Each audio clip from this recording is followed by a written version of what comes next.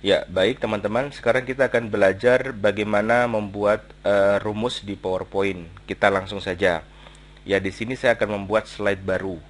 Ya, caranya saya klik menu Home, ya, kemudian di bagian New Slide ini saya pilih yang slide blank. Ya, oke. Nanti jenis layoutnya teman-teman bisa pilih ya, tidak hanya blank, bisa yang lain. Ini kebetulan yang saya inginkan adalah yang blank. Oke. Kemudian untuk posisi tools rumusnya itu ada di bagian menu tab insert. Ini teman-teman silahkan klik ya. Kemudian di bagian ribbon di situ ada tools yang namanya equation. Silakan diklik tools ini.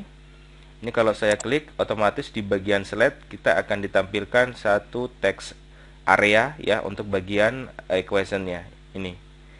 Nah, ini kita bisa geser, caranya kita klik bagian pinggir garis, klik kiri tahan, kita bisa geser seperti itu.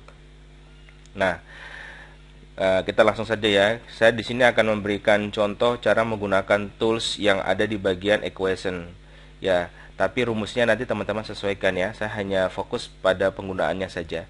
Nah, teman-teman, ketika kita berada pada area text area equation ya, maka kita akan otomatis diberi satu menu tab yaitu design. Nah, di dalam ribbon bagian desain ini banyak sekali tools atau jenis-jenis rumus yang bisa kita gunakan. Contoh, misalkan bagian fraction. Ini saya klik. Nah, di sini ada pilihan ya, banyak pilihan. Misalkan saya pilih yang pilihan pertama. Ini ketika saya klik otomatis masuk di bagian text area. Di sini ada kotak. Nah, kotak-kotak ini adalah tempat kita untuk mengisi nilai dari rumusnya. Ya, contoh bagian kotak atas saya klik, saya ketik 10. Ya, jadi tinggal ketik saja, ya. Kemudian yang bagian bawah ini saya klik, saya ketik misalkan 2. Nah, seperti itu. Nah, kalau teman-teman mau menambahkan lagi item rumus ya, mau menambahkan rumus lagi, ini kan fraction kan masih banyak yang lain. Misalkan ingin menambahkan script. Nah, caranya adalah di sini pointernya kan ada di posisi 2 yang kedip-kedip itu. Nah, setiap kali teman-teman habis mengetik rumus ya, kemudian mau mengetik lagi, wajib ya, wajib hukumnya teman-teman harus tekan di keyboard. Perhatikan di keyboardnya teman-teman ada tanda panah ke kanan, arah kanan ya. Kan ada kiri, kanan, atas, bawah tuh.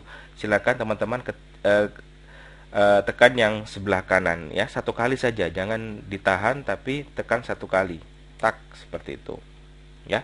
Kemudian pointernya akan berpindah. Nah, kalau sudah berpindah seperti ini ya, harus dalam satu area ini ya, text area, baru kita bisa tambahkan misalkan script ya. Saya klik script. Nah, ini untuk superscript ya, yang nilai pangkat atas ya, saya klik. Nah, kemudian di sini saya ketik di area kotaknya ya, nilainya misalkan 8 pangkat. Di sini saya klik yang kotak atas ya, misalkan pangkat X, seperti itu.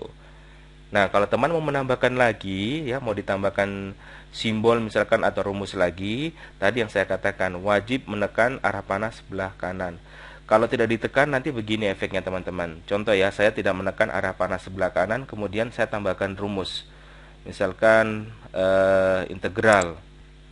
Saya klik di pilihan pertama misalkan. Nanti rumusnya akan mengikuti pangkatnya.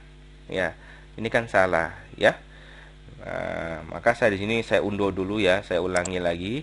Jadi sekali lagi saya tegaskan, ketika ingin mengetik rumus berikutnya wajib menekan tanda panah sebelah kanan satu kali. Oke, saya tekan. Oke, baru kita pilih tadi ya, integral pilihan pertama. Nah, itu baru betul ya. Silakan diketik di bagian area kotak, misalkan X ya. Nah, seperti itu teman-teman cara menggunakannya ya. Kemudian ada lagi bagian simbol ya. Jadi kalau misalkan saya klik di luar area, ya saya klik seperti ini, tiba-tiba menu desainnya hilang, jangan panik teman-teman, klik lagi area rumusnya, ya, maka nanti menu tab desainnya akan tampil. Nah, tadi yang saya katakan, selain ada struktur rumus ya, di situ ada simbol. Nah, kalau teman-teman ingin melihat simbol secara detail, silakan klik pada pilihan more ini. Nah, ini banyak simbol yang kita bisa gunakan ya. Jangan sampai nanti ada yang dibutuhkan di simbol-simbol yang seperti ini. Teman-teman tinggal pilih, kemudian kalau sudah yakin dengan simbolnya tinggal diklik saja, misalkan ini. Nah, dia akan masuk seperti itu, ya.